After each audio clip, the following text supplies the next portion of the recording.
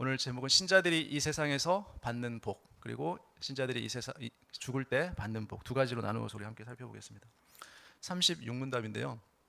제가 질문을 하겠습니다. 이 세상에서 칭이 양자됨, 성화와 함께 오거나 여기서 나오는 유익은 무엇입니까? 이 세상에서 칭이 양자됨, 성화와 함께 오거나 여기서 나오는 유익은 하나님의 사랑에 대한 확신, 양심의 평화, 성령 안에서의 기쁨, 죽는 순간까지 계속 은혜 안에서 자라며 보호되는 것입니다. 이것이 우리가 이 세상에서 살아갈 때 받는 복입니다. 우리가 예수 그리스도를 믿는 신자들이 이 세상을 사는 동안 많은 이제 복을 받게 되는데 그 복들이 무엇인지 한번 살펴보기를 원합니다. 성도들이 이 세상에 살면서 받는 복, 그것이 무엇일까요? 첫 번째는 구원의 확신이에요. 구원의 확신. 신자가 되었다라는 말은 두 가지 내용을 포함하죠. 우리가 항상 얘기하는 거지만 죄 용서, 우리 죄가 용서받았다는 것과 또 한 가지 뭡니까? 우리가 하나님 앞에 의롭다고 여김받았다는 것. 이 두 가지예요. 그러니까 우리가 하나님을 믿는 신자가 됐다는 것은 이 두 가지 내용을 우리가 받았다는 거예요. 죄 용서함과 의롭다함. 그러므로 신자는 현재 자신의 상태가 완전하지 않을지라도 우리를 의롭다고 여겨주시는 누구를 바라봐야 돼요? 하나님을 바라봐야 돼요. 우리는 늘 우리 자신을 볼 때 어때요? 늘 부족하죠. 연약하고 말씀대로 살려고 하지만 늘 넘어지고 실족하고 실수하고 불완전해요. 항상. 그게 우리의 실존의 모습인데, 그럴 때마다 누구를 바라보라고요? 하나님, 완전하신 그 하나님, 사랑과 자비와 은혜가 많으신 그 하나님을 바라보면서 그 어떤 확신이요? 하나님의 사랑에 대한 확신. 하나님이 우리를 얼마나 사랑하시는가, 그 사랑에 대한 확신을 가져야 된다는 거예요. 그래서 그 사랑이 가장 우리에게 선명하게, 뚜렷하게, 완벽하게 보여준 것이 무엇이라고 했죠? 예수님의 십자가, 십자가의 죽으심. 하나님의 아들, 독생자 예수 그리스도를 십자가에서 우리 대신 죽게 할 만큼 우리를 향한 사랑을 너무나 분명하게 우리에게 보여줬어요. 난 너를 이만큼 사랑한다라고 보여줬어요. 확실하게 보여줬어요. 어느 누가 자기 아들을 대신 죽일 만큼 어느 누구를 사랑할 수 있겠어요? 없어요. 이 세상에는 아무도 없습니다. 오직 하나님만이 자신의 사랑을 아들 예수 그리스도를 통해서 우리에게 확실하게 보여줬어요. 그래서 우리가 그 십자가를 볼 때마다 우리는 하나님이 나를 이렇게 사랑하시는구나를 어떤 상황에 있든지, 여러분의 삶의 형편이 어떠하든지 그 속에서 우리는 확신할 수 있는 것이에요. 그것이 하나님의 사랑에 대한 확신이에요. 하나님의 자녀로 삼아주시고 장차 이제 예수님처럼 우리를 만들어 주실 거라는 것을 우리는 지금도 확신하면서 살아가죠. 그런데 일부 성도들은 이렇게 말하죠. 구원은 죽어봐야 알 수 있는 것 아닙니까? 우리가 죽어봐야 그때 내가 구원을 받았는지 안 받았는지 확신할 수 있지, 죽지도 않았는데 어떻게 우리가 알 수 있습니까? 이렇게 질문하는 사람도 있어요. 그러나 이거는 그 질문 자체가 신중한 게 아니라 하나님에 대한 불신이에요. 불신앙. 하나님을 믿지 못하기 때문에 그렇게 질문을 하는 것이에요. 이런 사람들은 이신칭이 양자됨에 대한 올바른 깨달음이 없기 때문에 자신의 구원을 의심하는 거예요. 아니, 하나님의 약속을 우리가 믿지 못하면 어떤 약속을 믿을 수 있겠어요? 그렇죠? 그러니까 어떤 진리에 대한 피상적인 지식이나 어떤 파편적인 진리만 알고 있으면 어떻게 돼요? 하나님의 사랑이나 구원에 대한 확신을 가질 수가 없어요. 우리가 알 때, 그러니까 진리나 지식에 대해서 알 때도 부분적인 것만 알면 안 되고 그것이 무엇을 의미하는 건지 확실하게 알 필요가 있는 것이에요. 하나님이 우리에게 구원의 은혜를 베풀어 주신 이유는 오로지 누구 때문이에요? 예수 그리스도. 예수님 때문에 우리에게 구원의 은혜를 베푸는 거지 그 어떤 이유도 없어요. 예수님께서 십자가에서 죽으심을 어떻게 했습니까? 우리가 받아야 될 죄값을 대신 예수님이 지불하셨죠. 그래서 죄인이 우리가 이룰 수 없는 율법의 완전한 요구를 이제 예수님이 처음부터 끝까지 온전히 우리를 대신해서 이루어 주셨죠. 그리고 우리는 그 예수 그리스도의 공로를 의지해서 그 공로 때문에 하나님 나라에 들어갈 자격을 얻게 된 거예요. 우리의 노력으로, 우리 행위로 얻은 것이 결코 아니에요. 오직 예수 그리스도의 십자가에 우리 대신 죽으신 그 공로, 또 율법의 요구를 이루신 그 공로 때문에 우리가 하나님 나라에 들어갈 자격을 얻게 된 것이에요. 그래서 우리는 그리스도와 예수님을 믿을 때 그리스도와 함께 연합되었다라고 얘기해요. 연합, 한 몸이 되었다. 그 말은 십자가에서 죽을 때 우리도 함께 죽은 것이고, 또 예수님이 부활할 때 우리도 함께 부활했다라고 우리에게 말하는 것이죠. 이것이 이신칭의가 가르치는 진리예요. 이신칭의, 오직 믿음으로 의롭다함을 받는다라고 말하는 것이죠. 둘째가 양심의 평화입니다. 양심의 평화인데, 칭의의 진리에 대한 확신을 가진 신자의 마음에는 뭐가 있다고요? 양심의 평화를 얻게 되네. 양심의 평화. 구원받은 신자라 할지라도 죄를 짓고 양심의 가책을 받습니다. 그렇죠? 우리 자유로울 수가 없어요. 우리의 양심이 우리를 고소해요. 항상 우리 자신을 항상 고소해요. 너 너 저번에도 죄 지었잖아. 오늘도 죄 지었잖아. 너 이 정도밖에 안 되면서 네가 무슨 예수님을 믿는 하나님의 자녀라고, 너가 무슨 집사라고, 너가 무슨 목사라고 항상 우리를 고소하죠. 예. 그게 사단이 하는 역할이에요. 우리를 항상 하나님 앞에 고소함으로 우리 자신이 움츠려들게 하죠. 낙심시켜요. 그게 사단의 계획이에요. 어떻게든 하나님 앞에 나아갈 수 없게끔 우리 자신을 그렇게 위축시키는 것이 그들의 사단의 전략이죠. 죄를 지은 사람은 하나님의 용서를 받지 못하니까 너 예배 드릴 필요 없어. 너 예배 드려봤자 하나님 그 예배 받아주지 않아. 가지 마.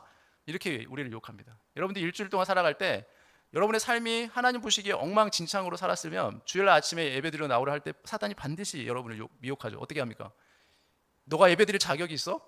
내가 너를 아는데, 너가 일주일을 어떻게 사는지 내가 얼마나 잘 아는데 너가 그 모습으로 하나님 앞에 예배 들어간다고? 야, 참 너 진짜 이중인격이다. 야, 위선적이다. 너 그럴 수 있냐? 너 얼굴도 두껍다. 어떻게 하나님 앞에 그 모습으로 나간다고?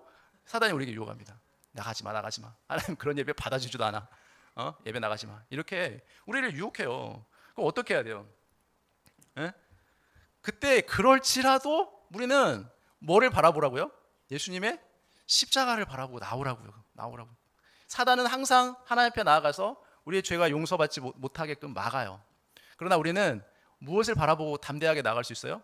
예수님을 바라보고 나갈 수 있어요. 예수님이 이미 십자가에서 우리 죄를 다 대속해 줬기 때문에 우리는 얼마든지 담대하게 주님 앞에 나가서 비록 범죄했을지라도 회개하면 하나님은 우리 죄를 어떻게 해준다고요? 모두 다 이미 용서했기 때문에 우리가 한번 목욕하면 어때요? 목욕하면 발에 오물이 묻었을지라도 발만 씻으면 되죠. 마찬가지예요. 우리 모든 죄는 하나님이 다 용서해줬기 때문에 혹 다시 범죄했을지라도 회개만 하면 하나님은 무조건 다 용서해줘요. 무슨 죄든.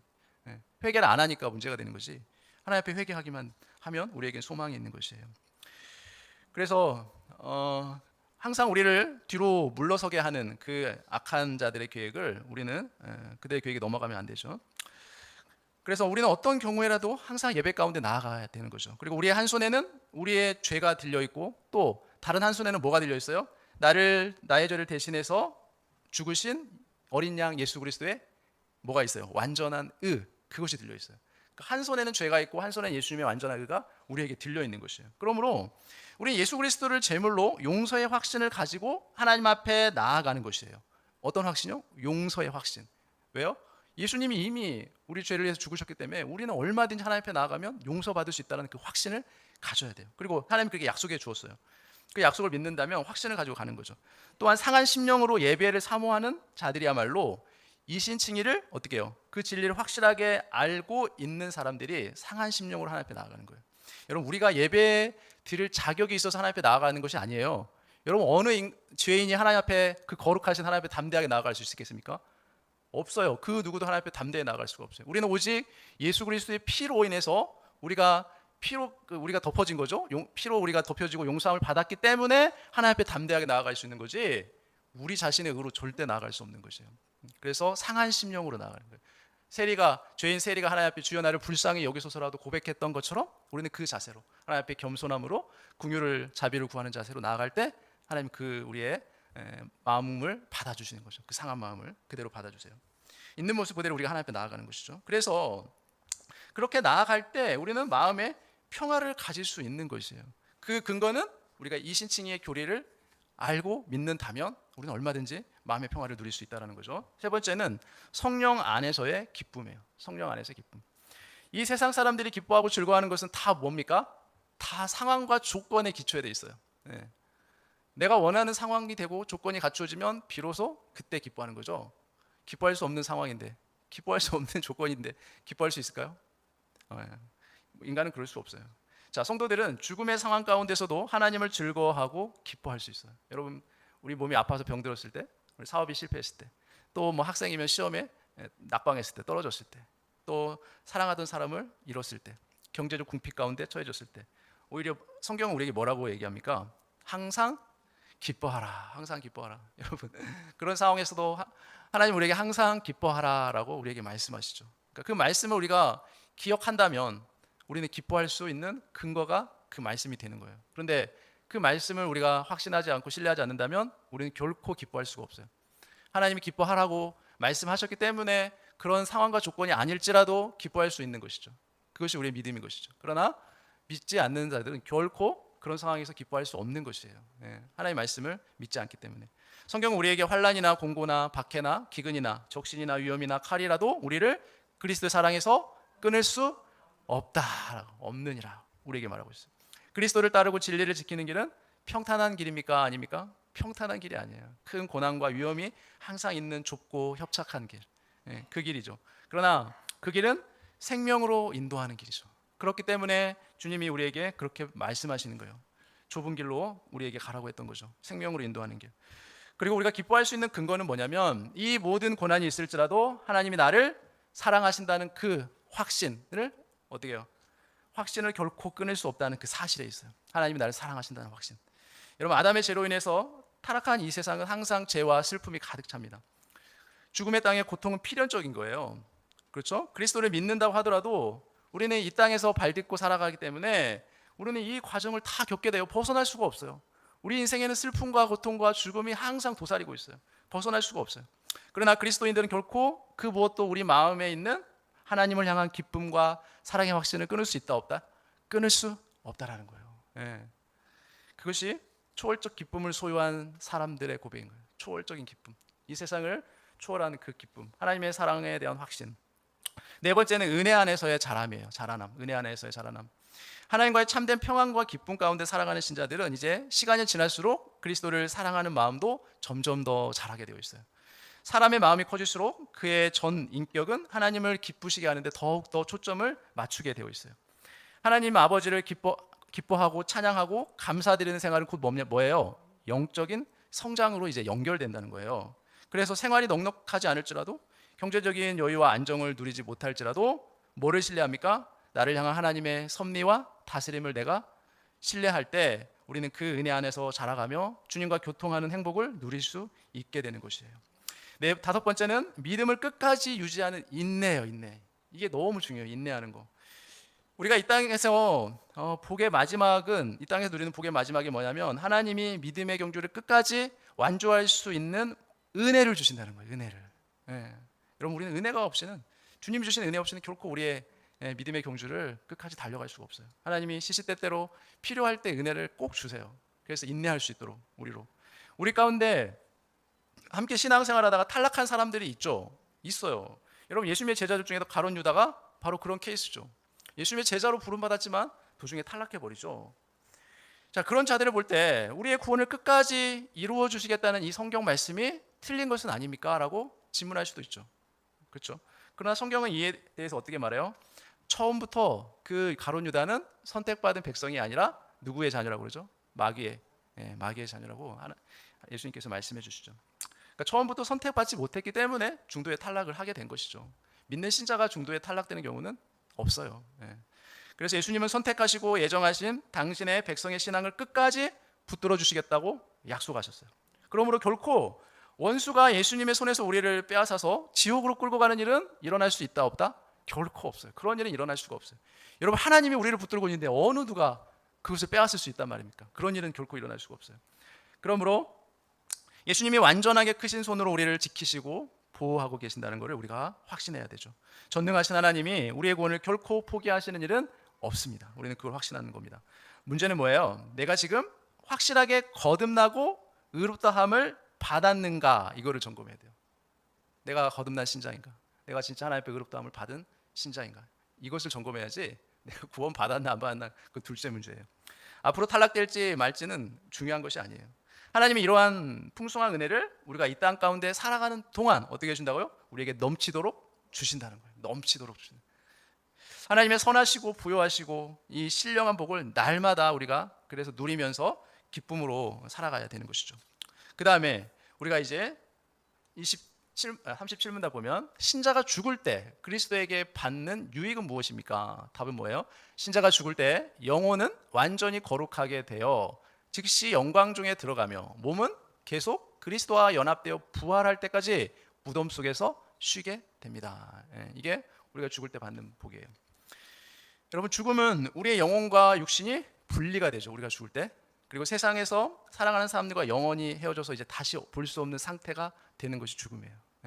죽음이 왜 우리가 슬플까요? 더 이상 볼 수 없어요. 그렇기 때문에 슬퍼요. 내가 사랑하는 사람들을 더 이상 볼 수 없다는 그 슬픔이 가장 크죠, 우리에게는. 그리고 두려움이 있죠. 죽은 후에 다음 생에 대한 두려움이 있어요. 예. 믿지 않는 자들에게는 그 두려움이 너무 큰 거죠. 예. 그러나 우리에게는 그런 두려움이 없죠. 믿는 신자들에게는. 네. 사람들은 죽음에 대해 단순히 슬픔과 아픔 그리고 두려움 정도로만 생각해요. 죽음 이후에 어떻게 되는지에 대해서는 그다지 깊이 생각하지 않습니다. 대부분 사람들이 죽으면 다 끝이지 뭐 그렇게 얘기해요. 예. 죽으면 다 끝나는 거 아닙니까? 여러분 왜 그럴까요? 그 이유가 뭐예요? 죽음 모든 인간은 이제 타락하고 나서 영적으로 어두워져 있기 때문에 죽음 이후에 대해서 관심이 없는 거예요. 성경은 이 세상의 삶뿐만 아니라 죽음 이후의 삶에 대해서도 우리에게 가르침을 주고 있어요. 십자가 현장에서 예수님이 하나님의 아들 메시아이심을 알고 자신의 믿음을 고백한 사형수에게 예수님이 하신 말씀이 있죠. 예. 우리는 우리가 죽을 때 우리 영혼이 어떻게 되는지 그 말씀을 통해서 얼마든지 알 수 있어요. 그래서 죽음 이후에 사형수의 육체는 무덤에 묻히지만 그 영혼은 어디 가요? 그 사형수의 영혼은 어디 갔을까요? 낙원에 갔습니다. 예수께서 이르시되 내가 진실로 너희에게 이르노니 오늘 내가 나와 함께 어디에 있으리라? 낙원에 있으리라. 예. 이 세상에 살아있는 동안 인간의 몸과 영혼을 어떻게 해요? 함께 인간은 몸과 영혼을 함께 가지고 있는데 죄로 인해서 불완전한 상태에 있는 거예요. 완전한 상태가 아니라. 그러나 이 모든 것은 이 땅에서 육신을 입고 살 동안에서의 이야기예요. 예. 육신을 입고 있는 동안만 해당되죠. 성경은 예수님이 재림하실 때 이제 우리의 몸과 영혼은 어떻게 돼요? 부활하신 그 예수님의 몸처럼 변화된다고 말씀하죠. 그래서 이제는 죄를 지울 수도 없는 완전한 상태로 변화돼요. 죽음, 고통, 아픔, 슬픔이 없는 완전한 상태로 변화돼서 이제 어디로 갑니까? 영원한 새하늘, 새 땅으로 들어가게 되는 거예요. 우리가 가야 될 본향이 거기에요. 영원한 새하늘, 새 땅. 우리는 그곳에서 주님과 함께 이제 영원히 살게 되는 것이죠. 우리 몸이 이 땅에서 흙으로 분해되어 남아 있고 우리의 영혼은 예수님의 말씀처럼 나와 함께 낙원에 있게 되는 상태를 중간 상태라고 불러요. 중간 상태. 예. 왜 중간 상태예요? 부활이 아직 되지 않았기 때문에 그래요. 우리가 죽으면 영혼만 가기 때문에 그래요. 그래 중간 상태라고 얘기해요. 그래서 지금의 인간의 상태가 태초에 하나님이 인간을 만드셨을 때의 상태와는 다르기 때문에 그렇게 부르는 거예요. 예. 여러분 무엇이 다를까요? 인간이 죽음을 맞게 된 것은 아담의 범죄의 결과였죠. 아담이 죄를 지은 결과로 우리에게 죽음이 찾아온 거예요. 사람이 죽으면 우리의 몸과 영혼은 분리가 됩니다. 그리고 영혼이 우리 몸에서 떠나게 돼요. 더불어서 그가 신자일 경우에는 영혼은 완전히 거룩하게 되어 즉시 어디에 들어가요? 영광 중에 들어가죠. 그리고 몸은 계속 그리스도와 연합되어 부활 때까지 무덤에서 쉬게 돼요. 잠자게 돼요. 잠잔다고 표현했죠. 그런데 죽음 이후에 영혼의 상태에 대한 잘못된 이론을 말하는 사람들이 또 있어요. 그들은 마치 육체가 땅에서 썩어져 없어지는 것처럼 영혼 자체도 완전히 소멸된다라고 주장해요. 영혼이 소멸된대요. 우리 영혼이. 그렇게 주장하는 사람도 있어요. 만약 그렇다면 인간의 존재라는 것은 죽기 전까지만 있는 것이고 죽고 나면 존재 자체가 사라져 버리는 거예요. 우리의 영혼이 사라지기 때문에 육체도 썩어 버리니까. 그렇죠? 여러분 이게 성경에 나와 있습니까? 이런 말이? 성경에 이런 말이 있어요? 없어요. 이거 성경에 근거한 게 아니고 그냥 인간이 상상해서 만들어낸 얘기예요. 영혼 소멸론이라는 것은. 또 어떤 사람은 영혼이 잠을 잔다고 이제 말하게 돼요. 영혼이 잠을 잔다. 그러니까 이들은 우리가 죽으면 우리 몸은 땅으로 흩어지고 우리 영혼은 예수님이 재림하시기 전까지 깊은 잠을 자게 된다라고 이제 얘기를 하면서 그러나 성경에서 예수님은 십자가 옆에 사형수에게 분명히 얘기했죠. 너가 나와 함께 어디에 있으리라고 얘기했어요. 낙원에 있으리라고 분명히 얘기했거든요. 근데 영혼이 잠을 잔대요. 어딘지는 모르지만 거기서 잠을 자고 있대요. 그러니까 다 잘못된 표현인 거죠. 그래서 누가복음에 보면 우리 부자와 거지 나사로 이야기 아시죠? 한 부자가 있어 자색옷과 고운 베옷을 입고 날마다 호화롭게 즐기더라. 그런데 나사로라 이름하는 한 거지가 헌데투성이로 그의 대문 앞에 버려진 채 그 부자의 상에서 떨어지는 것으로 배불리려 하며 심지어 개들이 와서 그 헌데를 핥더라. 이에 그 거지가 죽어 천사들에게 받들려 아브라함의 품에 들어가고 부자도 죽어 장사되매 그가 음부에서 고통 중에 눈을 들어 멀리 아브라함과 그의 품에 있는 나사로를 보고. 여러분 성경의 부자 나사로 이야기를 보면 부자나 나사로나 똑같이 죽었는데 가는 곳이 다르죠. 부자는 어디로 갔어요? 음부에 떨어졌고 나사로는 아브라함 품에 지금 안겨 있어요. 그러니까 아브라함 품이란 낙원을 의미해요. 낙원에 갔어요. 그러니까 음부는 죽음 이후에 누가 가는 곳이죠? 불신자들이 가는 곳이 음부예요. 성경에서 음부로 표현해요. 지옥이라는 표현을 안 써요. 그리고 아브라함의 품, 낙원은 신자들이 이제 죽음 이후에 가는 곳을 예수님이 비유로 이렇게 말씀해 준 거예요. 그러니까 이 이야기는 단지 비유이든지 실화이든지 중요한 건 뭐예요? 이 세상의 삶이 전부가 아니라는 거예요. 죽음 위에 반드시 가야 할 세상이 있다는 거예요. 확실하게 지금 성경이 우리에게 말하고 있어요. 거지 나사로 이야기를 보면 음부와 낙원에 있는 영혼 모두 자신의 상태를 분명하게 의식하고 있죠. 자기 상태를. 그러므로 그들의 영혼이 소멸되거나 주님이 다시 오신 날까지 잠을 자고 있다는 표현은 맞아요, 들려요. 그거 성경 어디 내용이 없어요. 그냥 상상으로 지어낸 이야기예요. 그래서 우리의 영혼과 육체는 불완전한 상태로 하나님도 우리 이웃도 온전하지 사랑할 수가 없어요. 그러니까 우리는 하나님을 사랑한다고 하고 이웃을 사랑한다고 하지만 온전하게 그렇게 할 수가 없어요. 그러므로 이 세상을 살아가는 신자들은 뭐를 간구해야 되냐면 성령의 충만함을 항상 그래서 구하라는 거예요. 그래서 구하라는 거예요. 우리가 완전한 상태가 아니기 때문에, 불완전하기 때문에. 성령님이 우리 가운데 임하시면 우리는 그나마 하나님과 내 이웃 사람을 좀 더 사랑할 수 있게 돼요. 그리고 좀 덜 미워하게 되겠죠. 그런 마음을 우리에게 주시겠죠. 그러나 아무리 성령 충만하더라도 온전히 거룩해질 수는 없어요. 완전 성화를 주장하는 사람들이 있긴 한데 그거는 안 돼요. 완전 성화가 우리가 될 수는 없어요. 성경적이지 않은 주장이죠. 우리의 성화는 죽는 순간까지 완성되는 거죠. 그러니까 죽는 순간까지 우리는 계속 우리 성화를 위해서 끊임없이 노력은 하지만 완성되진 않겠죠. 그래서 신자는 살아서도 복을 받지만 이제 죽는 순간에 어떻게 돼요? 우리 영혼이 그때 완전히 의롭고 거룩하게 되는 영광의 상태에 이르는 복을 받는다라고 얘기해요. 어느 순간에요? 우리가 죽을 때. 죽기 전까지는 완전한 상태로 되지 않아요. 죽으면 비로소 완전한 영광의 상태로 우리가 변한다는 거예요. 죽으면.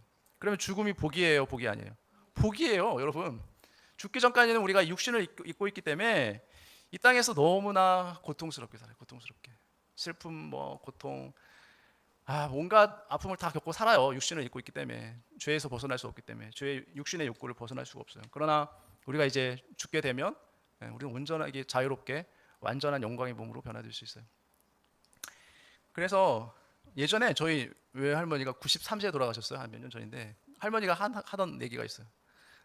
그러니까 할머니는 이게 큰 며느리가 돌아가셨거든요. 제 외숙모인데 췌장암으로 돌아가셨는데 여러분 93세까지 살면 정말 이 험한 그런 모습들을 다 겪을 수밖에 없겠죠. 93세까지 살면 더 많이 살면 더 많은 걸 겪겠죠. 그렇죠. 그러니까 그 얘기를 왜 할까요? 물론 오래 사는 것이 자녀들에게는 자녀들이 바라는 오래 살라고 맨날 그러지만 실제로 오래 살게 되면 더 고통스러울 때가 많죠. 고통스러울 때 많아요. 험한 모습을 더 많이 본다라는 그 얘기를 듣고 그렇구나. 오래 사는 것이 결코 복은 아니구나. 그런 이제 마음을 들은 적이 있는데 그런 것 같아요, 여러분. 우리의 소망이 이 땅에 있으면 결코 우리에게 평안을 주고 만족을 주지 못하는 것 같아요. 그래서 기독교 역사에 있어서 이런 하나님의 영광과 하나님 나라에 대한 복을 이 땅에서 가장 깊이 경험한 사람이 있다면 누굴까요? 사도 바울을 예로 들 수 있겠죠. 그래서 사도 바울은 주님의 은혜로 어디를 갔다 왔다고 고백합니까? 삼층천, 하늘나라 하나님이 계신 삼층천을 본인이 갔다 왔다고 이제 고백을 했었어요. 그러니까 말로 표현할 수 없는 그 영광을 그가 이제 경험하고 이제 돌아온 거죠. 그래서 이 땅 곧 어디입니까? 이 육신의 장막이 거하는 곳보다 사도 바울은 뭐가 더 좋다고 항상 고백하고 다녔죠? 그렇죠. 자기가 이 육체를 떠나는 것을 더 바랬어요. 더 기대하고. 자기 영혼이 낙원에 들어가는 것이 더 좋다고 항상 그 말을 하고 다녔어요. 이미 보았기 때문에 그래요. 삼층천의 모습을 보았기 때문에. 만약에 우리도 천국의 모습을 꿈이든 환상이든 보면 이 땅에 미련 안 들 거요, 여러분. 날마다 눈 뜨면 천국 생각밖에 안 날 거요. 가고 싶을 거요, 천국이. 하지만 우리는 왜 하나님이 우리를 데려가시지 않는 데는 이유가 있다 그랬죠. 하나님의 뜻이 있기 때문에 그 뜻에 우리는 순종을 해야 되겠죠. 하나님이 우리를 남겨두신 데 다 이유가 있어요. 뜻이 있어요. 그것을 우리가 빨리 이제 깨달아서 그 뜻에 순종하며 살아가다 보면 하나님의 때가 되면 하나님 알아서 불러주세요. 너무 빨리 불러달라고 기도할 필요 없어요, 여러분. 나이 드신 분들이 항상 맨날 하는 얘기가 목사님 저는 언제 불러주시나요? 하나님이 맨날 이 얘기하는데 그거는 그냥 푸념이죠. 하나님 때가 되면 다 불러주세요. 너무 그렇게 기도하실 필요 없어요. 그래서 사도 바울은 불완전하고 죄가 많은 이 땅에서의 상태를 떠나기를 원했어요. 그래서 주님이 계신 그 아름다운 낙원에서 주님과 함께 즐거움과 기쁨 가운데 살기를 항상 소망했어요. 그러나 우리가 주의해야 할 것은 무엇입니까? 우리가 그리스도를 믿는 궁극적인 목적이 낙원에 가는 것에 있지 않다는 거예요. 예, 낙원에 가는 게 궁극적인 목적이 아니에요. 이것이 끝이 아니라 뭡니까? 이제 예수님께서 재림하실 때 우리의 몸도 부활하게 되죠. 그래서 영원한 새하늘 새 땅에 들어가는 영광을 누리게 되는 게 그것이 최종 상태예요. 거기가 최종 상태. 이 진리를 깨달은 신자들은 어때요? 이제 삶의 죽음에 대한 태도가 달라져요. 이제. 예. 그래서 신자에게 있어서 삶도 좋은 것이지만 죽음은 더 좋은 것이 되는 거예요. 신자에게는 예수님을 믿는 순간부터 죽는 순간까지 하나님의 보호하심과 뭐가 있어요? 인내가 우리와 항상 함께 있어요. 그래서 감사하고 기쁨이 우리에게 있는 거죠. 하지만 우리가 잠깐 맛볼 죽음의 공포를 지나면 이제 영원한 새하늘 새 땅이 오기 전까지 우리 영혼은 평안과 기쁨의 상태로 들어가서 그리스도와 함께 낙원에 거하게 됩니다. 지금보다 의학이 발달되지 않았던 시절에 우리의 믿음의 선배들은 어땠을까요? 많은 사랑하는 사람들의 죽음을 더 많이 경험했어요. 더 자주. 예, 지금보다. 질병으로 자기가 사랑하는 자녀들을 많이 보내야만 했어요. 예, 그렇죠? 우리 예전에도 많이 죽었죠. 아이를 뭐 7명, 8명 낳더라도 중간에 형제들을 잃는 경우가 많았어요. 우리 어르신들도. 기독교에 대한 핍박으로 인해서 자기가 가까운 이들이 다 순교를 당할 때도 있었어요. 그들의 삶의 죽음은 늘 가까이 있었어요. 죽음이라는 것이. 그때마다 우리 믿음의 선배들은 한결같이 이 진리를 믿었어요. 비록 잠시 보지 못하는 슬픔을 겪지만 사랑하는 이들이 주님 품에 안식하며 기쁨과 평안 가운데 있을 것을 믿었어요. 그들이. 네. 그래서 그들은 죽음의 위험 앞에서도 굴하지 않고 그들의 신앙을 꿋꿋하게 지킬 수 있었어요. 그래서 예전에는 우리가 아이가 태어나고 나서 얼마 안 지나면 유아세례를 주잖아요. 유아세례를 주는 이유가 거기에도 있어요. 왜냐하면 아이가 태어나서 얼마 못 있다가 죽어요. 그러면 유아세례를 주고 나서 아이가 죽을지라도 그 아이는 어디에 있다고 확신할 수 있었냐면 천국에 하나님 품에 낙원에 있다는 것을 확신할 수 있었어요. 유아세례를 통해서. 네. 그들은 죽음 이후에 영원한 세상에 대한 확고한 믿음이 있었기 때문에 이 세상에서의 고난이나 고통, 가난함, 심지어 죽음의 두려움도 어떻게 해요? 두려워하지 않았어요. 네. 자신의 신앙을 생명보다 소중히 지켰어요. 우리 믿음의 선배들은. 여러분 어떤 상황 속에서도 이 땅을 사는 동안에 약속해 주신 그 하나님의 풍성한 은혜 그리고 선하시고 부요하고 신령한 복을 우리가 날마다 누리시길 바랍니다. 예, 죽음 이후에 영원한 세상에 대한 확고한 믿음을 가지시길 바랍니다. 그래서 그러한 믿음으로 날마다 주의 은혜 가운데 승리하며 살아가는 저와 여러분 되시기를 예수님의 이름으로 축원합니다. 기도하겠습니다. 하나님 아버지 주의 은혜를 감사합니다. 하나님 우리가 이 땅을 사는 동안에 우리에게 하나님께서 약속해 주신 풍성한 은혜와 복들이 있음을 우리가 살펴보았습니다. 하나님 우리에게 허락된 이 놀라운 복들을 날마다 누리면서 또 죽음 이후에 우리가 받을 복도 우리가 함께 소망하면서 우리가 인내하고 믿음으로 우리에게 허락된 삶들을 잘 살아낼 수 있는 모든 믿음의 성도들 다 되게 해 주옵소서. 모든 건 예수님의 이름으로 기도합니다. 아멘.